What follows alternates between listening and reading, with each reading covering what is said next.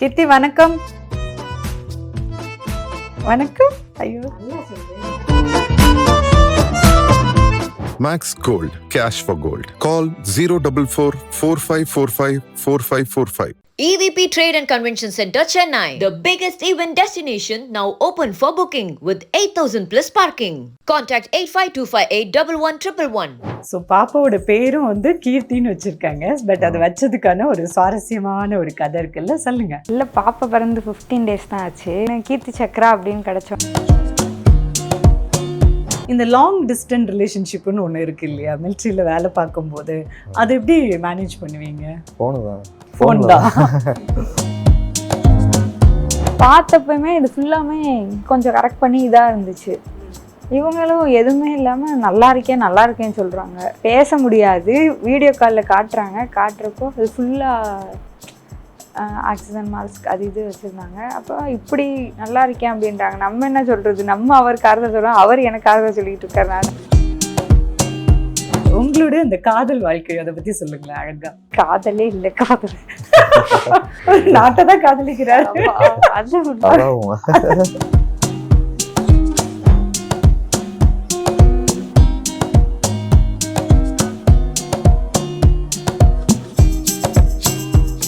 So Thiru Meenakshi Sundaram and அவங்களோட மனைவி முத்தமிழ் செல்வம் 2 பேர் இருக்காங்க.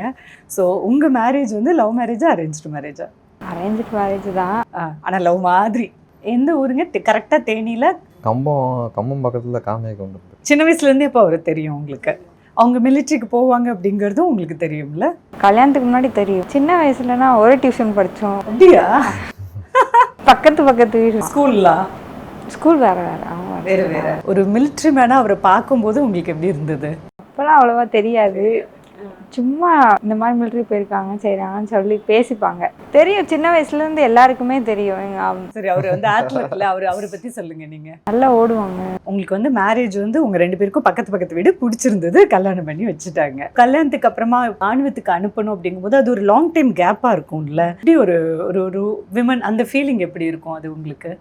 ஃபஸ்ட்டு கல்யாணம் முடிஞ்சு போகிறப்ப ரொம்ப கஷ்டமாக இருந்துச்சு. நான் காலேஜ் படிச்சுட்டு இருந்தேன். அப்போது 15 days போயிட்டாங்க. அப்போல்லாம் ரொம்ப கஷ்டமாக இருந்துச்சு. கல்யாணம் ஆகி 15 நாள்ல கணவர் வந்து ராணுவத்துக்கு போகிறாரு. ஆமாம். அதுவும் அப்புறம் திருப்பி வர்றது எவ்வளோ நாள்? 3 months அப்படி தான் வந்துட்டு இருந்தாங்க. காலேஜ் முடிச்சுட்டு இவங்க கூட போய் குவார்ட்டர்ஸில் இருந்திருக்கேன் 8 மாதம். ஆமாம். அதுக்கப்புறம் தான் ஆர்ஆர் போகிறது தெரியும். இவங்க சொல்லலை, வேறவங்க சொல்லி தான் தெரியும். இந்த மாதிரி ஆர்ஆருக்கு போகிறாங்க, ராஷ்டிரியன் ரைஃபிள்ஸ் இப்போ இருக்க இடத்துக்கு போகிறாங்க அப்படின்னு சொல்லலை என்கிட்ட. உங்ககிட்ட அங்கே போகிறேன்னு சொல்லலை. வந்துட்டு யூனிட் வேறு இடத்துக்கு சேஞ்ச் ஆகுது, அங்கே போவோம் குவார்ட்டர்ஸு அப்படின்னு தான் சொல்லியிருந்தாங்க. கூட இருக்கவங்க எல்லாரும் சொல்லிட்டாங்க, பக்கத்தில் இருக்கவங்க தமிழ் யூனிட்டுங்களையும், அதனால் நிறையா தமிழ் எல்லாம் பேசுகிறப்போ இந்த மாதிரி சொன்னாங்க. ஸோ ஆர்ஆருங்கிறது வந்து ராஷ்ட்ரிய ரைஃபிள்ஸ். ஸோ அது வந்து எங்களுக்கெல்லாம் அந்த அமரன் படம் வந்ததுக்கப்புறம் தான் அந்த ஆர்ஆருங்கிற யூனிட்டை பற்றியே தெரியும். அது வந்து டெரரிஸ்ட்டுக்கு அகெயின்ஸ்டாக ஒரு டீம் கிரியேட் பண்ணி சோல்ஜர்ஸ்லாம் சண்டை போடுவாங்க அப்படின்றது. ஸோ உங்களுக்கு அப்போ தெரிஞ்சிருக்கும் போது ஒரு பயமாக இருக்கும்ல, அவர் அதில் போகிறாரு அப்படின்றது? அழுதுட்டு முன்னாடியே அழுதுகிட்டே தான் இருப்பேன். அங்கே குவார்ட்டர்ஸில் இருக்கையிலே போவேணா அப்படி சொல்லி அழுதுகிட்டே தான். அவங்க அங்கே யூனிட்லேயே விட மாட்டேன்னு தான் சொன்னாங்க. ப்ராப்பராக இருக்கவங்கள விட மாட்டாங்க. எல்லா டியூட்டி பார்ப்பாங்க கம்ப்யூட்டரில். எல்லா டியூட்டி பார்க்குறனால ஒரு மாதிரி ப்ராப்பராக இருந்து அனுப்ப மாட்டாங்க. இவங்களா ஃபிட் பண்ணி இவங்களுக்கா இன்ட்ரெஸ்ட் இருக்குது, நான் இன்ட்ரெஸ்டாக இருக்குது அப்படின்னு சொல்லி அனுப்பி, அதுவும் அப்புறம் தான் தெரியும் எனக்கு. உங்ககிட்ட அவங்களா மாத்துறாங்க அப்படின்னு சொல்லிட்டாரு. உங்களுக்கு ரொம்ப இன்ட்ரெஸ்ட் இருந்தது? ஆமாம், போனோம்னு அங்கே நிறையா கதைகள் கேட்டு தான் போனது.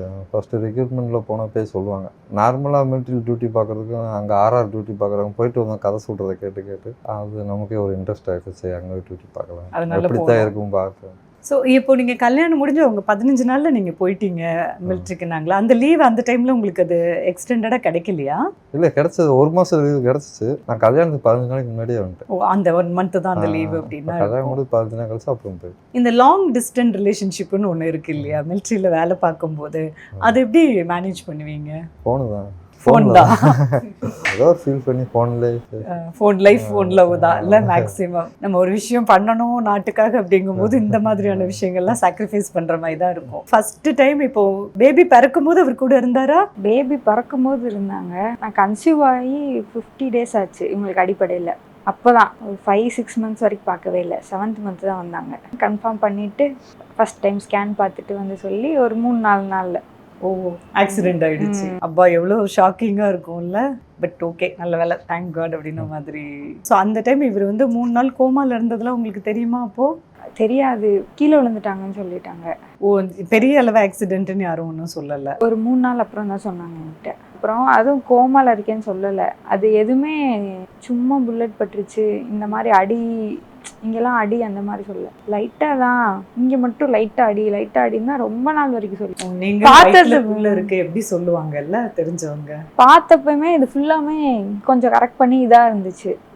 இவங்களும் எதுவுமே இல்லாமல் நல்லா இருக்கேன்னு சொல்கிறாங்க. பேச முடியாது, வீடியோ காலில் காட்டுறப்போ இது ஃபுல்லாக ஆக்சிஜன் மாஸ்க் அது இது வச்சுருந்தாங்க. அப்போ இப்படி நல்லா இருக்கேன் அப்படின்றாங்க. நம்ம என்ன சொல்கிறது, நம்ம அவருக்கு ஆறுதல் சொல்கிறோம், அவர் எனக்கு ஆறுதல் சொல்லிக்கிட்டு இருக்காரு நான் நல்லா இருக்கேன் அப்படின்னு. அதுக்கப்புறம் தான் தெரிஞ்சிச்சு நாளாக நாள். ஃபோன்லேயே எப்போ பார்த்தீங்க, எந்த டைமில்? 3 டேஸ் மேலே மறைக்க முடியலை. தெரிஞ்சிருச்சு, ஒன்றொன்னா கேட்டு எல்லாருக்கிட்டையும். பேசாமல் இருக்க மாட்டாங்க, டெய்லி எப்படினாலும் ஃபோன் பண்ணிடுவாங்க. என்ன டியூட்டினாலும் ஃபோன் பண்ணலை, அவங்களுக்கு ஃபோன் பண்ணி கேட்டதுக்கு 24 மணி நேரம் டியூட்டி, 24 ஹவர்ஸ் அப்புறம் தான் ஃபோன் பண்ண முடியும், பேசுவார் அவர் அப்படின்னு சொல்லிட்டாங்க. சரி, ஒரு வேளை அந்த மாதிரி டியூட்டியாக இருக்கும் போல். இவங்க சொல்லுவாங்க ஆப்ரேஷன் போயிருக்கோம், லான்ச்சுக்கு போகணும் அந்த மாதிரி. எப்போனே தெரியாது, சரி அந்த மாதிரி எங்கேயாவது போயிருப்பாங்க போல் அப்படின்னு சொன்னாங்க. வேறு ஒரு மிலிட்ரிக்காரங்க மூலியமாக தான் எங்கள் வீட்டுக்கு தெரிஞ்சிச்சு. அதுக்கப்புறம் தான் ஒரு 3 டேஸ் அப்புறம் நான் ரொம்ப டார்ச்சர் பண்ணி கேட்டு தெரிஞ்சு. ஸோ அதுக்கப்புறம் வீடியோ காலில் பார்க்கும்போது நீங்கள் அழுதிட்டு இருக்கீங்க, அவர் சமாதானப்படுத்தினாரா? அதுக்கப்புறம் ஒரு 5 மாதம் பார்க்கல நீங்கள்? அப்போ அவரை பார்க்கவே இல்லை, போக முடியல, ட்ராவல் வேணாம் இப்போதைக்கு அப்படின்ட்டாங்க. அப்போ தான் 55 டேஸு, சரி கொஞ்சம் நாள் ஆகட்டும் அப்படின்ட்டாங்க. அப்புறம் இவங்க கூட இருக்காங்க, பார்த்துக்கிறேன், ஒன்றும் இல்லை அப்படின்னு சொல்லிட்டு 7th மந்த் ஸ்டார்டிங்கில் தான் வந்தாங்க வீட்டுக்கே. வீட்டுக்கு வந்தாங்க. பேச முடியாது, ஒரு 3 மந்த்ஸ் வரைக்கும் பேசலை. டெக்ஸ்ட் பண்ணுவாங்க ஒரு கையிலே. ஃபர்ஸ்ட் 3 மந்த்ஸ்லயா டெக்ஸ்ட் பண்ணிக்கிட்டே தான் இருப்பாங்க. அதுக்கப்புறம் தான் கொஞ்சம் கொஞ்சமாக பேச ஆரம்பிச்சது. இப்போ நீங்கள் ஒரு மனைவியா நீங்களும் எவ்வளோ ஸ்ட்ராங்காக இருக்கணும் அப்படின்ற விஷயத்த கற்றுக்குறீங்க அப்போ, இல்லையா? பேசிக்லி கொஞ்சம் ஸ்ட்ராங்காக இருக்கணும். பட் இந்த மாதிரி சுச்சுவேஷன் தான் இன்னும் கொஞ்சம் நம்ம ஸ்ட்ராங்காக இருக்க வேண்டிய கட்டாயத்தை நம்மளுக்கு சொல்லுதுன்ற மாதிரி இல்லை? இப்போ கிராமத்தில் இருக்கிற பொண்ணாக இருந்தாலும் நீங்களும் அதை ஒரு மன வலிமையோடு தான் கடந்திருக்கீங்க. ஏன்னா வயிற்றுல பாப்பா இருக்கும்போது ரொம்ப ஸ்ட்ரெஸ்ஸாகவும் ஆக முடியாதுல்ல. நம்ம என்ன மாதிரி உங்களை நீங்கள் மோட்டிவேட் பண்ணிக்கிட்டீங்க? வந்துருவாங்க அப்படின்னு தெரியும், இவ்வளோ தூரத்துக்கு இருக்காங்கன்னா எப்படினாலும் வந்துருவாங்க. அதுலேருந்து டெய்லியும் எப்படினாலும் சும்மாவது வீடியோ கால் பண்ணி பார்த்து, இது வரைக்கும் இன்னைக்கு வரைக்குமே இவ்வளோ சர்ஜரி பண்ணியிருக்காங்க. ஒரு தடவை கூட எனக்கு வலிக்குது, எனக்கு இங்கே வலிச்சுது, இங்கே இருக்குது, இந்த மாதிரி எதுவுமே சொல்லவே மாட்டாங்க. இல்லை ஒன்றும் இல்லை, நல்லா தான் இருக்குது, ஒன்றும் இல்லைம்மா, எனக்கு என்ன, ஒன்றும் இல்லை. எப்போவுமே அப்படி தான். எவ்வளோ பெரிய சர்ஜரி பண்ணாலும் ஒரு நாள் பேச முடியாது. ஒன்றெல்லாம் 12 மணி நேரம் சர்ஜரி. வெளியே வந்து சாயந்தரமே முடிஞ்சு நல்லா இருக்கேன், ஒன்றும் இல்லை அப்படி தான் சொல்லுவாங்க. எனக்கு வலிக்குது, எனக்கு இங்கே வலிக்குது, இங்கே இது பண்ணுது, இங்கே இது ஃபுல்லாக ஸ்டிக்கர். வலிக்குதுன்ற வார்த்தையே வாயிலேருந்து வந்ததே கிடையாது. ப்ராமிஸா சொல்லவே மாட்டாங்க இது வரைக்கும். அப்படியா தம்பி? நம்ம வேலையும் நம்மளோட போட்டுவான். வேற லெவல்ல இருக்காரு இல்ல தம்பி? அப்படி அவங்க அம்மா சொல்லி கொடுத்த டைலாக் அம்மா இது? இந்த மாதிரி நம்ம வெளியே யார்ட்டையும் ஷேர் கூட பண்ணக்கூடாது அப்படின்ற மாதிரி. நம்ம வேலையை யார்ட்டையும் போய் சொல்லி கஷ்டப்படு, அவங்கள ஏன் கஷ்டப்படுத்தி, நம்மளே வைராக்கியமா இருந்துக்கலாம். இந்த வைராக்கியம் கத்துக்க வேண்டிய ஒரு விஷயம் இல்ல எல்லாரும். அவர்கிட்ட இருந்து நீங்க கத்துக்கிட்டீங்க. ஆமா, எதனால சமாளிப்போம், என்ன அவரே அப்படி இருக்க. நம்ம கூட பாசிட்டிவா இப்படி ஒரு மனிதர் இருக்கும்போது அவங்கள மாதிரி நம்மளும் இருக்கணும்ன்ற அந்த பாசிட்டிவிட்டி நம்மளுக்கு ஆட்டோமேட்டிக்கா வந்துடும் கூட. அது தெரியும் எப்படினாலும், இப்படி எப்படி வலிக்காம இருக்கும் தெரிஞ்சாலும் சரி, நம்ம போய் திருப்பி கேட்டோம்னா அது ஒரு மாதிரி இருக்கும். இல்ல ஊர்ல சொந்தக்காரங்க எல்லாம் ஏதாச்சும் கேட்டா நீங்களும் அதை அழகா ஆன்சர் பண்ணுவீங்க பாசிட்டிவா? அப்படிதான் சொல்றது. யார்கிட்டனாலும் வந்துருவாரு நல்லா இருக்காரு, யார்கிட்ட கேட்டா நல்லா இருக்காங்க, இப்ப நல்லா இருக்காங்க அப்படியே தான் சொல்றேன். அந்த ஒரு எண்ணம் தான் நம்மளை ஜெயிக்க வைக்கும் இல்ல? அந்த பாசிட்டிவிட்டி ரொம்ப முக்கியம். அதை கத்துக்கணும். புலம்பக்கூடாது, நெகட்டிவா பேசக்கூடாது. புலம்புனா நம்மளே நைட்டு அந்த மாதிரி டைம்ல அப்படி புலம்பிட்டு அமைதியா இருந்துக்கோங்க. உங்களுடைய அந்த காதல் வாழ்க்கை அதை பத்தி சொல்லுங்களேன் அழகா. காதலே இல்லை, காதல் நாட்டதான் காதலிக்கிறாரு. அது உண்மை. செகண்ட் தான் ஒய்ஃப்ன்றீங்க. இல்லை நீங்கள் அவங்களுக்கு நீங்கள் சொல்லிடுங்க இப்போ என்னன்றத. அதான் சொல்றேன். அதே உண்மை. அதான் அது இப்போ எனக்கு ஒரு வகையில் பார்க்கும்போது சந்தோஷமா இருக்கு. ஏன்னா ஒரு ஆண் அப்படி சொல்றத அந்த பெண்ணும் ஏத்துக்கிட்டு சிரிச்சுக்கிட்டே சொல்றாங்கல்ல, அதை புரிஞ்சுக்கிறாங்கல்ல. பிகாஸ் இது பெரிய சேவை இல்லை, நாட்டுக்கு பண்ற பெரிய சேவை. இந்த மாதிரியான சாக்ரிஃபைசிங் விமன் இருக்கிறதுனால ஆண்கள் வந்து நாட்டுக்காக ஒரு சேவை பண்ண முடியுது. கரெக்ட். கரெக்ட். உங்களுக்கு அவர்கிட்ட ஏதாவது கேட்கணும்னு தோணி இருக்கா இன்னைக்கு? அது இல்லை, எல்லாத்தையுமே சொல்லிடுவாங்க, எல்லாம் ஷேர் பண்ணிடுவாங்க. ஓகே, அவரை பத்தி ஏதாவது சொல்லுங்க. அவரு எவ்வளவு வீரமா போய் தன்னலம் இல்லாம போய் சண்டை போட்டிருக்காரு இல்லையா நாட்டுக்காக. அதை நினைக்கும் போது அது எப்படி இருக்கும் உங்களுக்கு அந்த ஃபீல்? அது முன்னாடி இருந்து சொல்லிக்கிட்டே இருப்பாங்க. ட்ரைனிங் போயிட்டு பேசுவோம்ல, அப்பயே சொல்லுவாங்க இந்த மாதிரி இருக்கும் அந்த மாதிரி இருக்கும். இவங்க என்கவுண்டர் பண்ணவங்களே பற்றி சொல்லுவாங்க என்கிட்ட. அந்த டெரரிஸ்ட் எப்படின்னா அங்கே இருக்க மக்கள்லாம் வந்து ரொம்ப தொந்தரவு பண்ணுவாங்க. இப்போ ஒரு வீட்டுக்குள்ள வந்துட்டு அந்த வீட்டில் என்ன எவ்வளோ காசு இருந்தாலும் எடுத்துப்பாங்களாம், பொண்ணுங்களுக்குலாம் ரொம்ப தொந்தரவு தருவாங்களாம். அதனால அப்படி பண்ணுறவங்களை எப்படி சும்மா விட்டுறது, அந்த மாதிரி சொல்லிக்கிட்டே இருப்பாங்க. அப்போ நான் சொல்லுவேன், ஆமாம் இத்தனை வருஷம் வராதவே நீங்கள் புகையிலதே வரப்போகிறாங்களா அப்படி இப்படின்னு சொல்லிக்கிட்டே இருப்பேன். அப்போ ட்ரைனிங் முடிச்சுட்டு வந்து அமரன் படம் அப்போ தான் வந்த புதுசு. நாங்கள் 2 பேர் போனோம். அப்போ என்கிட்ட சொன்னாங்க, நீ பாரு அவனுக்கு குண்டடி பட்டிருக்குல்ல, அது மாதிரி எனக்கும் இந்த வாட்டி வர்றது குண்டடி படும் அப்படின்னு சொல்லிட்டு இருந்தாங்க. படம் ஸ்டார்டிங்லேருந்தே அழுகையாவே வந்துச்சு. எதுக்குன்னு உங்களுக்கு? ஆமாம், ஸ்டார்டிங்கில் ஆரம்பிக்கிறதே லாங் டிஸ்டன்ஸ் ரிலேஷன்ஷிப்னு அது ஒரு மாதிரி சிங்காய் அழகியாக இருந்துச்சு ஸ்டார்டிங்கில் இருந்தே. சரி, உங்க சொல்கிற அந்த சீன்லாம் ரொம்ப அடிபட்டு சொல்லாமல் பார்க்க வேறவங்க அழுதாங்களா என்னன்னு தெரியல. ஸ்டார்டிங்ல லாஸ்ட் வரைக்கும் லவ் சீன் கூட அழுது. கண்டிப்பா உங்களுக்கு கனெக்ட் ஆகும்ல பயங்கரமா அந்த ஸ்டோரி. சும்மா விளையாட்டுக்கு சொன்னாங்க, பாரு எனக்கு இந்த வாட்டி குண்டடி படும் அப்படின்னு சொல்லிக்கிட்டே தான் இருந்தாங்க. ஏன் ப்ரோ அப்படி சொல்லினீங்க? விளையாட்டுக்கு சொன்னது நடந்து முன்னாடி இருந்தே ஒன்று நினச்சிக்கிட்டே இருந்தா நடக்கும்னு சொல்லுவாங்களா, அந்த மாதிரி போல. இல்ல அவர் அப்ப கற்பனையிலேயே வந்து தீவிரவாதிகளை அவர் சொல்ற அவரதே சொல்லிக்கிட்டே இருந்தாங்க. அவர் ரொம்ப வருஷமா 9 வருஷமா இருந்திருப்பாரு. அவரவே தான் சொல்லுவாங்க, கையால் தான் போகணும்னு சொன்னாரா? அப்படிதான் சொல்லுவாங்க. 2-2.5 வருஷம் டைம், நான் ஏதாவது ஒண்ணு பண்ணுவேன் பாரு, நான் ஏதாவது ஒண்ணு பண்ணுவேன்னு சொல்லிக்கிட்டே இருந்தாங்க. சொல்லுவேன், என்ன 2 வருஷம்லாம் நீ எத்தனையோ பேரு அவங்க 9 வருஷமா வராதவே நீங்க வரல. அது ஆக்சுவலா நம்ம வந்து ரொம்ப ஆழமா நினைச்சா நடக்கும்னு சொல்லுவாங்கல்ல, அப்படிதான் உங்களுக்கு நடந்திருக்கு போல இல்ல? ஃபாரூக் நல்லி அந்த டெரரிஸ்ட நான் வந்து அப்படின்னு அவரு நினைச்சது வந்து நாட்டுக்காக இதை பண்ணணும் அப்படின்னு நினைச்ச விஷயம் வந்து நடக்குதுன்னா அவருடைய அந்த அளவு டீப்பான அந்த எண்ணமும் நாட்டுப்பற்றும் ஒரு பெரிய ரீசன் இல்ல. யூனிவர்ஸ் பிளஸ் பண்ணிருக்கு அவரை நடக்கிறதுக்கு. ஸோ 7 மாசம் கழிச்சு ஏதாவது கேட்டீங்களா? பேச்சே வரல. இந்த அளவுக்கு வந்தது போதும், இதுக்கு மேலே நம்ம சரி பண்ணிக்கலாம். ரெக்கவர் ஆயிட்டாங்க மேக்ஸிமம். அங்கே இருக்கையில எங்கேயே திருப்பி வந்து அப்படிதான் இந்த வந்துட்டேன்ல, எனக்கு என்ன ஒன்று அழுகலை. ஃபர்ஸ்ட் பார்த்தப்ப மனைவி அழும்போது எப்படி கன்சோல் பண்ணுவீங்க அவங்கள? அவங்க எதுக்கத்தான் அழுகுதான் இருப்பாங்க, நம்மள பார்க்கறாங்களா, அதுக்கு என்ன.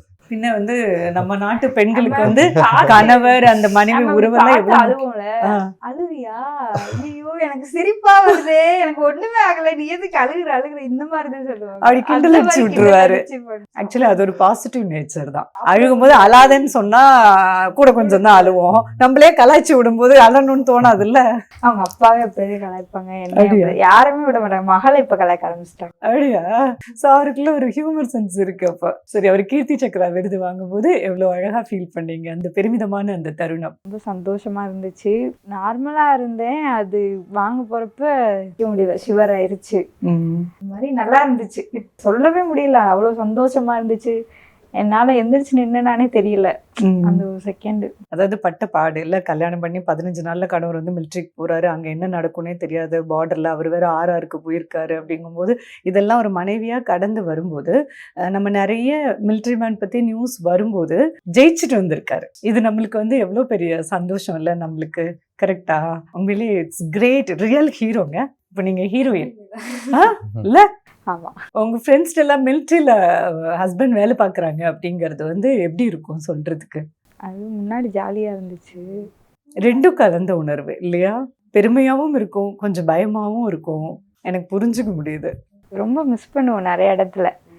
ஹாஸ்பிட்டல் போறப்ப எல்லாருமே அவங்க ஹஸ்பண்டோட வருவாங்களா, ஹஸ்பண்ட் இல்லை கூட வர முடியாது, எதனாலும் ஒன்று ஷேர் பண்ண முடியாது. அது மாதிரி நிறைய இடத்துல மிஸ் பண்ணுவோம் நம்மளுக்கே தெரியாம. சரி டியூட்டி லைஃபு அதான். அந்த சாக்ரிஃபைஸ்க்குலாம் தான் இன்னைக்கு ரிசல்ட் ஏதோ கடவுள் கொடுத்துருக்காரு நல்ல விதமா அப்படின்றது. பட் இதெல்லாம் ஒரு மிலிட்ரி மேனை கல்யாணம் பண்ணிக்கும் போது அந்த மனைவியும் இவ்வளவு சாக்ரிஃபைஸ் பண்ண வேண்டி இருக்கு அப்படிங்கிறது தான் கண்டிப்பா. உண்மை. இல்ல நினைச்ச நேரம் ஃபோன் பேச முடியாது இல்லப்பா அவருக்கு. நினச்ச நேரம்னா டியூட்டி மாற்றி டியூட்டி போட்டுகிட்டே தான் இருப்பாங்க. நான் முன்னாடி கூட நார்மலாக தான் நினச்சேன். அப்புறம் குவார்ட்டர்ஸில் போய் இருந்தோடனே தான் தெரியும். காலையில் 5 மணிக்கெலாம் போயிடுவாங்க, 8 மணிக்கு வந்து சாப்பிட்டு திருப்பி போயிடுவாங்க. மதியானம் வந்து கொஞ்ச நேரம் வந்தால் கூட எங்கடா பெட்டுன்னு சொல்லி ஒரு அரை மணி நேரம் ரெஸ்ட் கிடச்சா கூட தூங்கிடுவாங்க. நான் அப்படி பிள்ளைங்கள்ட்ட தான் கேட்டப்போ எல்லாருமே அப்படி தான் சொல்லுவாங்க. அந்த மாதிரி ரொம்ப ஒரு நாள் விட்டு ஒரு நாள் நைட் டியூட்டி போட்டு அந்த மாதிரி ஒரு கஷ்டமான வாழ்க்கை அது. ஸோ பாப்பாவோட பேரும் வந்து கீர்த்தின்னு வச்சிருக்காங்க. பட் அது வச்சதுக்கான ஒரு சுவாரஸ்யமான ஒரு கதை இருக்குல்ல, சொல்லுங்க. அவங்களே சொல்லுவாங்க. ஓகே சொல்லுங்க. இல்லை பாப்பா பிறந்து 15 days தான் ஆச்சு. இவங்களுக்கு அனௌன்ஸ் பண்ணாங்க இந்த மாதிரி கீர்த்தி சக்கர அவார்டு கிடச்சிருக்கு அப்படின்னு. பேர் என்ன வைக்குன்னு ரொம்ப யோசிச்சுக்கிட்டே இருந்தேன் மாற்றி கீர்த்தி அப்படின்னு கீர்த்தி சக்கரா அப்படின்னு கிடச்சோடனேவும் என் பேர் கீர்த்தி வேற எதுவும் வேணா நீ சேர்த்துக்க அப்படிங்கிற மாதிரி சொல்லிட்டாங்க. கிடைச்சோடனே சொல்லிட்டு போயிட்டாங்க என் மகா பேர் கீர்த்திதே ஓகே அப்படின்னு சொல்லிட்டாங்க. அதனாலதான் இந்த அவார்டே எனக்கு கிடைச்சிருக்கு. பிறந்து 15 daysல எதிர்பார்க்காத ஒண்ணு. ஆமா கீர்த்தி சக்கராங்கிறது முன்னாடி இவங்க யாருக்கும் தெரியல கொடுப்பாங்க அப்படின்னு. பாத்தீங்களா, அந்த குட்டி உங்க வயித்துல வரும்போது தான் 50 நாள்ல அப்பா சண்டை போட போனாரு. அந்த குட்டி பிறந்து 15 நாள்ல அப்பாவுக்கு கீர்த்தி சக்கரா விருது. அதனால உங்க பேரு Keerthi. What a lucky daughter. நீங்க ஒரு அதிர்ஷ்டக்கார தேவதையா? அப்படியா? கீர்த்தி வணக்கம். நீ சொல்லு. வணக்கம். ஐயோ நல்லா சொல்லு. அழகு சிரிப்பு.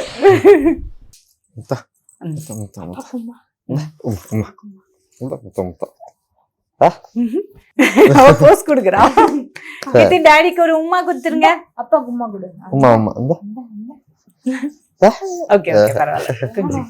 Okay thanks thank you so much. Muthamizh Selvi thank you. செல்லம் எங்க பேர்லயே செல்லம் வச்சிருக்காங்க அவங்க. Max Gold, cash for gold. Call 044 4545 4545. EVP Trade and Convention Center, Chennai. The biggest event destination now open for booking with 8,000 plus parking. Contact 85258 11111.